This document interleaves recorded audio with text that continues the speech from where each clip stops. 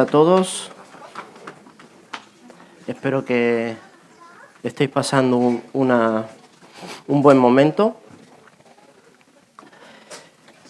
Y hoy vamos a hablar de una historia de un ciego. Si queréis ir buscando en Juan 9, lo leeremos ahora en un momento. Pero antes quería que nos hagamos un poco una idea. Imaginemos que no podemos ver la luz del sol, que no podemos ver los colores del cielo, que no podemos ver a aquellas personas a las que queremos. Pues resulta que hay mucha gente que nacen sin ese privilegio. Y su vida está construida a través de sonidos, a través de olores, de texturas, del tacto, ¿verdad?, del gusto, pero no de imágenes. Y nunca han sido capaces de imaginarse qué puede ser eso de las imágenes.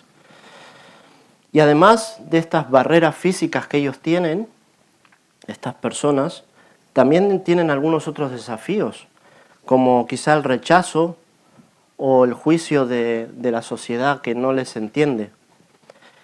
Y precisamente en la época de Jesús, como leeremos en un instante, esto era un hecho. Estas personas ciegas de nacimiento viven en un mundo al que se les culpa injustamente por su condición, como si la ceguera física fuese el resultado de algún error suyo o de algún error de alguien de su familia. Se enfrentan a la soledad, se enfrentan al aislamiento, y no solo por no poder ver, sino también porque son malinterpretados y juzgados por los demás. Y hoy vamos a hablar de una historia que muestra precisamente este escenario, pero también nos invita a ver un poco más allá y a hacernos muchas preguntas. A través de esta historia exploraremos no solo el desafío de la ceguera física que tiene esta persona, sino también de la ceguera espiritual que tienen otros. Ceguera espiritual, ceguera emocional, incluso que nosotros también en algunos momentos también tenemos. Vamos a sumergirnos en este relato bíblico de un encuentro transformador entre la oscuridad y la luz. Y les invito a embarcarnos en este viaje, que es un viaje de introspección y de descubrimiento. Una revelación que no solo nos va a abrir nuestros ojos físicos, sino que también nos va a iluminar en aquellos rincones más oscuros de nuestro ser. Así que si queréis, estamos en el Evangelio de Juan, capítulo 9, y vamos a leer juntos.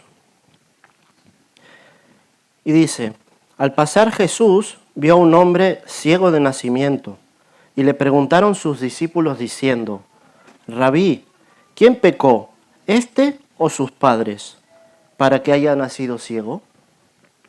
Respondiendo Jesús: no es que pecó éste ni sus padres, sino para que las obras de Dios se manifiesten en él. Me es necesario hacer las obras del que me envió, entre tanto el día dura, la noche viene, cuando nadie puede trabajar. Entre tanto que estoy en el mundo, luz soy del mundo.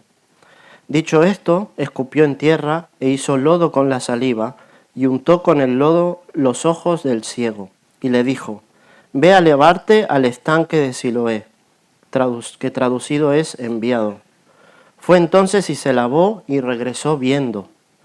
Entonces los vecinos y los que antes le habían visto que era ciego decían: ¿no es este el que se sentaba y mendigaba? Unos decían: él es, y otros: a él se le parece. Él decía: yo soy. Le dijeron: ¿cómo te fueron abiertos los ojos? Respondió él y dijo: aquel hombre que se llama Jesús hizo lodo, me untó los ojos y me dijo: ve al Siloé y lávate. Y fui y me lavé y recibí la vista. Entonces le dijeron: ¿dónde está él? Él dijo: no sé. Llevaron ante los fariseos al que había sido ciego, y era el día de reposo, cuando Jesús había hecho el lodo y le había abierto los ojos. Volvieron, pues, a preguntarle también los fariseos cómo había recibido la vista. Él les dijo: Me puso lodo sobre los ojos y me lavé y veo. Entonces algunos de los fariseos decían, ese hombre no procede de Dios, porque no guarda el día de reposo. Otros decían, ¿cómo puede un hombre pecador hacer estas señales? Y había disensión entre ellos. Entonces volvieron a decirle al ciego, ¿qué dices tú del que te abrió los ojos? Y él dijo, que es profeta. Pero los judíos no creían que él había sido ciego y que había recibido la vista, hasta que llamaron a los padres del que había recibido la vista y les preguntaron diciendo, ¿es este vuestro hijo, el que vosotros decís que nació ciego? ¿Cómo pues ve ahora? Sus padres respondieron y les dijeron, sabemos que este es nuestro hijo y que nació ciego, pero como vea ahora no lo sabemos. O quien le haya abierto los ojos, nosotros tampoco lo sabemos. ¿Edad tiene? Preguntadle a él. Él hablará por sí mismo. Entonces dijeron sus padres, dijeron sus padres porque tenían miedo de los judíos, por cuanto los judíos ya habían acordado que si alguno confesase que Jesús era el Mesías, fuera expulsado de la sinagoga. Por eso dijeron sus padres, edad tiene, preguntarle a él. Entonces volvieron a llamar al hombre que había sido ciego y le dijeron, da gloria a Dios, nosotros sabemos que ese hombre es pecador. Entonces él respondió y dijo, si es pecador, no lo sé. Una cosa sé, que habiendo yo sido ciego, ahora veo. Le volvieron a decir, ¿qué hizo? ¿Cómo te abrió los ojos? Él les respondió, ya os lo he dicho, y no habéis querido oír. ¿Por qué lo queréis oír otra vez? ¿Queréis también vosotros haceros sus discípulos? Y le injuriaron y dijeron, si tú eres su discípulo, pero nosotros discípulos de Moisés somos. Nosotros sabemos que Dios ha hablado a Moisés, pero respecto a ese no sabemos de dónde sea. Respondió el hombre y les dijo, pues esto es lo maravilloso, que vosotros no sepáis de dónde sea, y a mí me abrió los ojos. Y sabemos que Dios no oye a los pecadores, pero si alguno es temeroso de Dios y hace su voluntad, a ese oye. Desde el principio no se ha oído decir que alguno abriese los ojos a uno que nació ciego. Si éste no viniera de Dios, nada podría hacer. Respondieron y le dijeron, tú naciste del todo en pecado, y nos enseñas ahora a nosotros, y le expulsaron. Oyó Jesús que le habían expulsado, y hallándole le dijo, ¿crees tú en el Hijo de Dios? Respondiendo él y dijo, ¿quién es, Señor, para que crea en él? Le dijo Jesús, pues le has visto, y el que habla contigo, él es. Y él dijo, creo, Señor, y le adoró.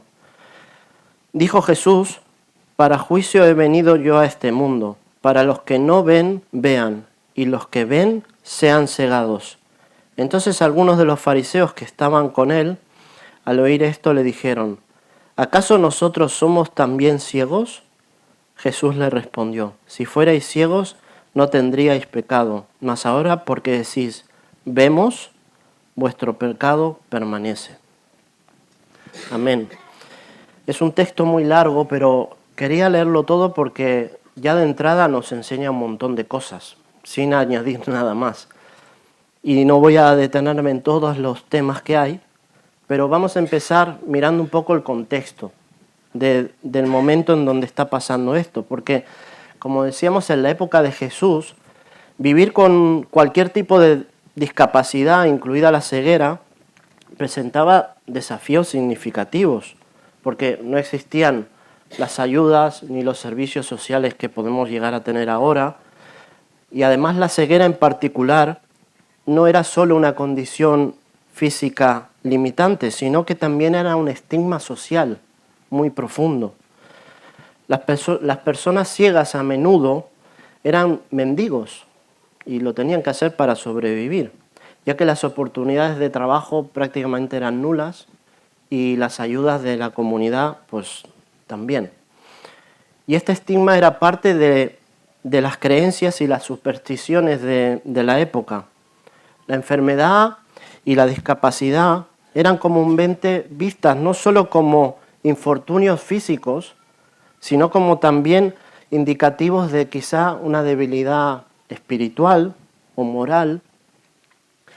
Se creía ampliamente de que tales condiciones eran el resultado del pecado de una persona o incluso del pecado de sus antepasados.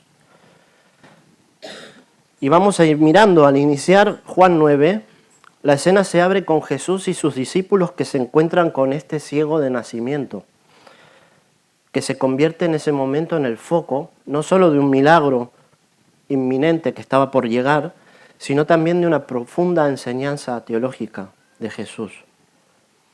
Los discípulos reflejaban de esta manera las normas culturales y las creencias religiosas de su tiempo, porque rápidamente plantean esta pregunta. Lo primero que dice, Rabí, ¿quién pecó?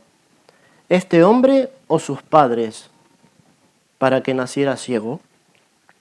Y esta pregunta no es solo una simple curiosidad, ¿verdad? Es un reflejo de una comprensión errónea profundamente arraigada sobre la relación del pecado y del sufrimiento. Y Jesús responde de manera que no solo desafía esta idea, sino que también prepara el escenario para mostrar un milagro y para mostrar el verdadero poder de Dios y su misericordia. Jesús les dijo, ni este hombre pecó ni sus padres, sino para que las obras de Dios se manifiesten en él. Por tanto, al curar a este ciego, Jesús no solo realiza un acto de compasión, sino que también ofrece una corrección teológica muy profunda, señalando que la ceguera de este hombre no era el resultado de un pecado, sino una oportunidad para que las obras de Dios se manifestaran en él. Luego vemos la metodología que usa Jesús, ¿no?, para curar a este ciego, porque hay otras curaciones de ciegos que casi ni los toca. Pero en este caso Jesús elige crear lodo con su saliva, aplicárselo al hombre, y quizá de esta manera, utilizando estos simples elementos de la creación, Jesús quería demostrarnos algo. Porque este acto que combina la humildad de los materiales que utiliza y la autoridad de su mandato destacan la encarnación de lo divino en lo humano. Luego también vemos que lo envía a lavarse al estanque de Siloé, un acto que por su parte también requiere cierta obediencia y cierta fe, ¿no?, por el hombre, el tener que ir hasta allí. Y de esta manera también Jesús establece un paralelismo que nos recuerda rituales de purificación y de renacimiento. Luego también esta obediencia de este hombre de caminar hacia el estanque sin ver nada y su regreso viendo simboliza una especie de viaje de fe, ¿no?, que culmina en una renovación física y, como veremos ahora, también espiritual. Porque este milagro no solo le devuelve la vista al hombre, sino que también sirve de testimonio de la autoridad y la compasión de Jesús, desafiando las expectativas y las limitaciones humanas. Y como leemos también en el relato, esta transformación genera cierta tensión, no pasa desapercibida, ¿verdad? Provoca una variedad de reacciones entre los testigos y los vecinos que habían por allí. Unos que decían que sí, era el ciego, otros que decían que no era este el ciego, se parece. Y es que esta confusión y este escepticismo de algunos reflejan la dificultad de aceptar lo milagroso dentro de los confines humanos, ¿verdad? Este escepticismo refleja también una ceguera espiritual, una incapacidad de ver y de reconocer la obra de Dios que está manifestándose delante de ellos. Y además vemos la insistencia de este hombre diciendo que él era el ciego, y que tiene que defender no solo que él era el ciego, sino también defender el testimonio de lo que había ocurrido. Además, de esta manera él se transforma en un portavoz de la verdad. Un individuo que antes, habiendo sido tocado directamente por la mano de Dios, ahora puede ver el mundo tanto físicamente como espiritualmente y desde una perspectiva totalmente nueva. En este acto de curación Jesús no solo restaura la vista física, sino que invita a todos los presentes a contemplar la luz divina en un mundo oscurecido por la duda y por la ignorancia. Luego de todo esto, tras el milagro, cuando ya este hombre ya puede ver, es llevado a los fariseos. Se lo llevan a interrogar. Los fariseos, que es este grupo conocido por su estricta adherencia, ¿no?, a la ley mosaica y su resistencia sobre todo a las enseñanzas de Jesús, se enfrentan no solo al milagro, sino a un desafío a su autoridad y a su comprensión teológica. Además, el hecho de que este milagro haya sido en un sábado aún añade una capa adicional de complejidad, ya que ellos interpretan que de alguna manera esto era una violación a las leyes sabáticas. Y esta respuesta de los fariseos entra en una tensión profunda entre la ley y la gracia y entre sus estructuras religiosas establecidas y la irrupción del reino de Jesús, del reino de Dios que trae Jesús a la tierra. Y podemos ver que la interrogación del hombre a los fariseos es muy, muy intensa, es muy reveladora también. Le preguntan en 2 ocasiones cómo le habían curado. Y él las 2 veces dice lo mismo, incluso como que parece que se enfada. Ya te lo he dicho una vez, te lo vuelvo a repetir. Me puso lodo sobre los ojos y me lavé y veo. Y al ser así tan directo, choca un poco con las expectativas y la incredulidad de los fariseos. Su incapacidad de aceptar este testimonio de este hombre refleja una ceguera espiritual muy profunda, una incapacidad de ver las obras de Dios que se estaban manifestando en ese momento. Y a medida que la narrativa va avanzando y se va desarrollando, el hombre curado se encuentra en una situación cada vez más difícil. No solo debe afirmar su identidad y su experiencia, sino que también se ve obligado a defender la legitimidad del acto de Jesús ante todas estas personas que no le creían. Y además su defensa es notablemente valiente y muy, muy articulada, pensando que esta persona en qué extracto social estaba, era una persona previamente marginada, y si lees todo lo que dice, parece una persona súper preparada, que les puede discutir a los fariseos sin pestañear. Y hay una de las declaraciones que dice este hombre que es: si este no viniera de Dios, nada podría hacer. O sea que el hombre no solo defiende la curación, sino que también ofrece un testimonio poderoso de la divinidad de Jesús. Y esto es crucial, ya que ilustra de alguna manera que no solo ha habido una transformación física en este hombre, sino que ha habido una transformación espiritual y un crecimiento en la comprensión y en la fe. A través de esta interacción también con los fariseos, emerge un contraste entre aquellos que, a pesar de tener vista, son incapaces de reconocer a Jesús como el Mesías. Y este hombre, habiendo sido ciego de nacimiento, ahora ve con claridad que Él es el Mesías y que Él es un enviado de Dios.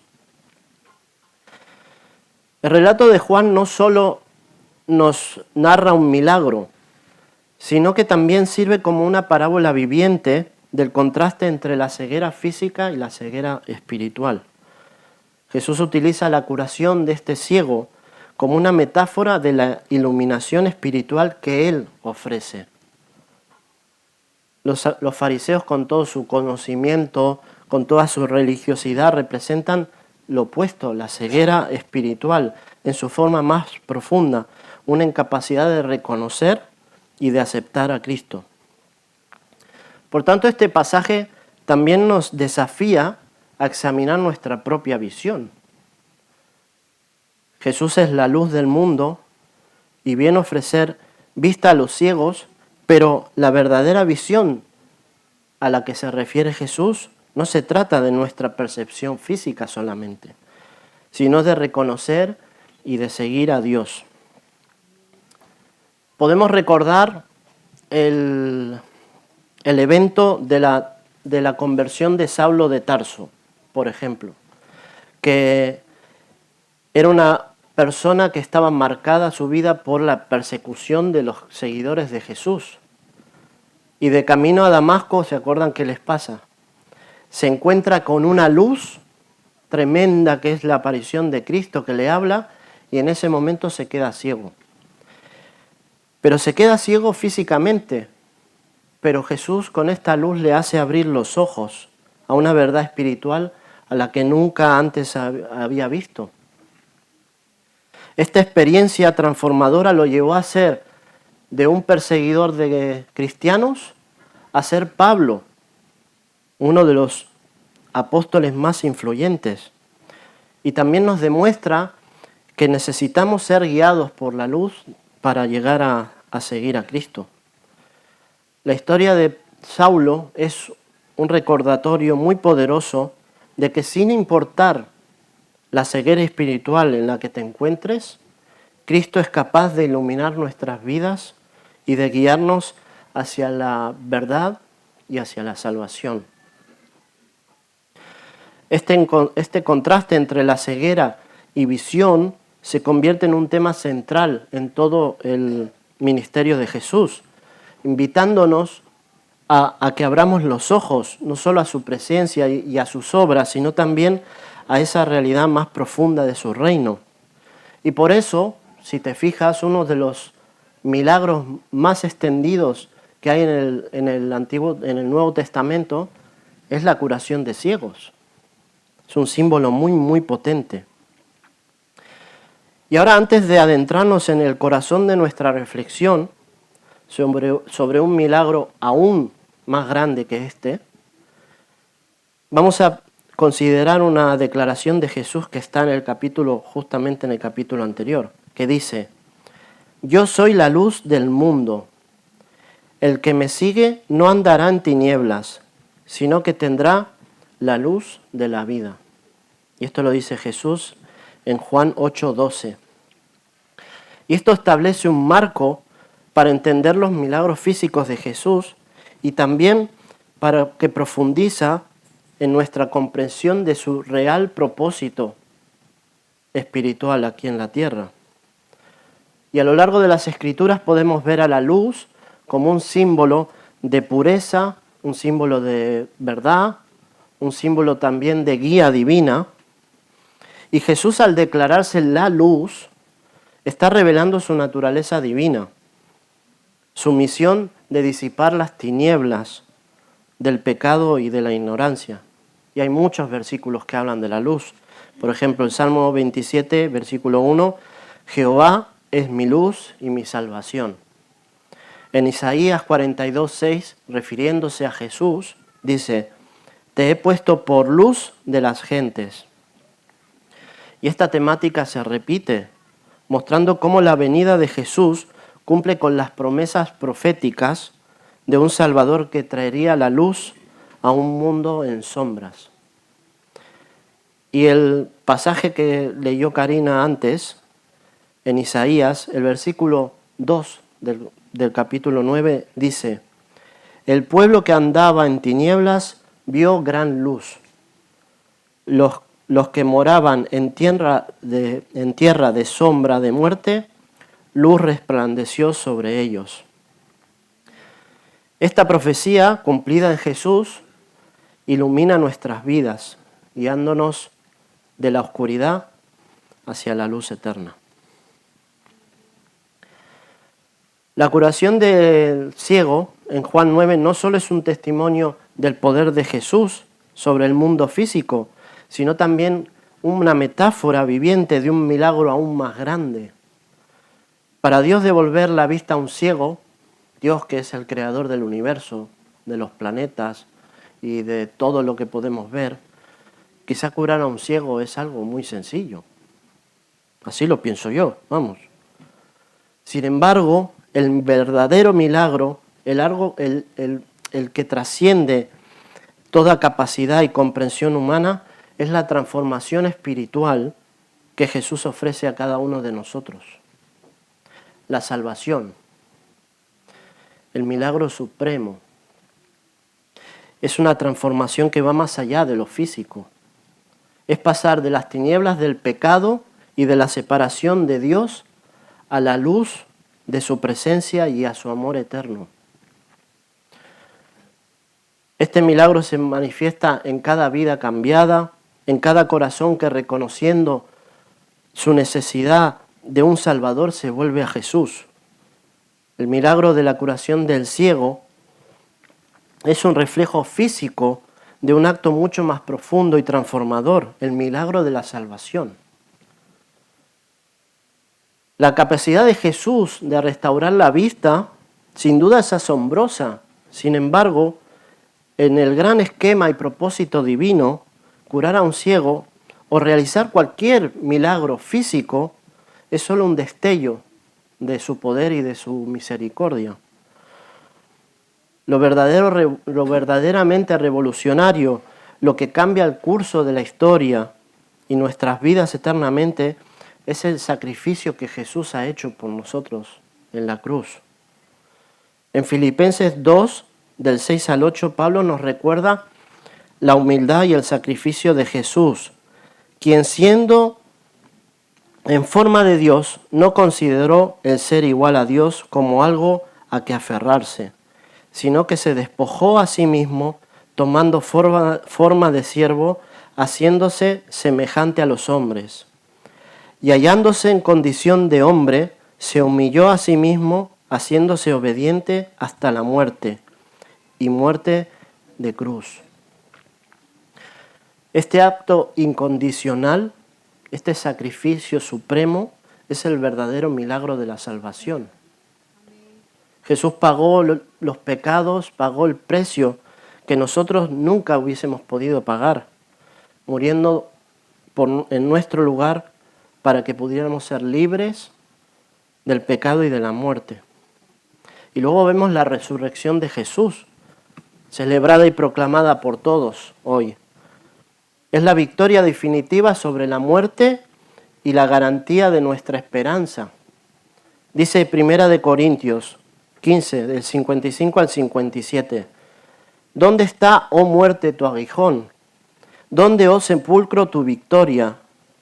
Mas gracias sean dadas a Dios, que nos da la victoria por medio de nuestro Señor Jesucristo.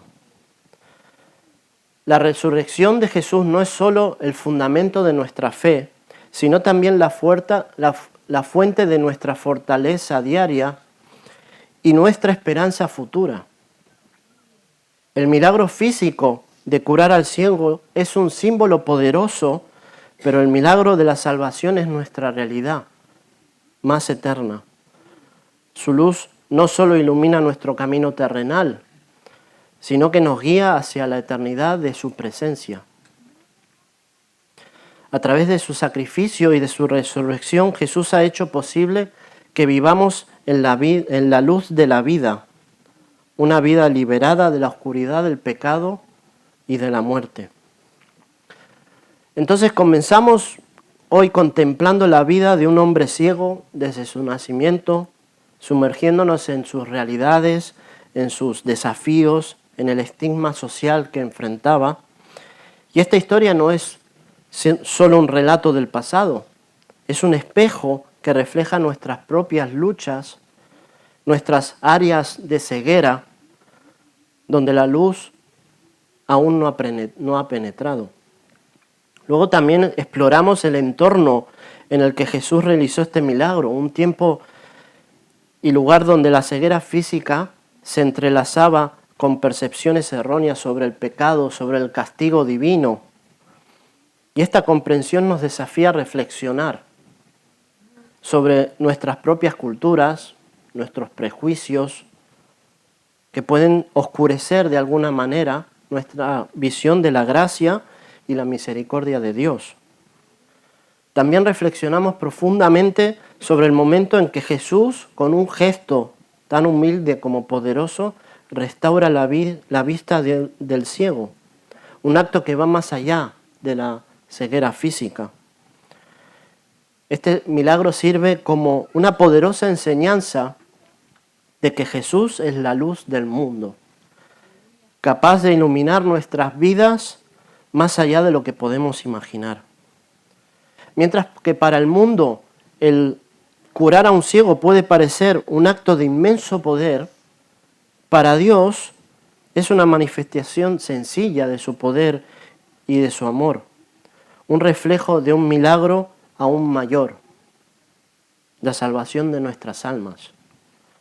Hemos sido testigos de cómo la luz de Cristo puede transformar la oscuridad en luz, la ceguera en visión, el desespero en esperanza. Este milagro de la curación no es solo un testimonio del poder de Jesús sobre las limitaciones físicas, sino también un símbolo de la transformación espiritual que Él desea realizar en cada uno de nosotros.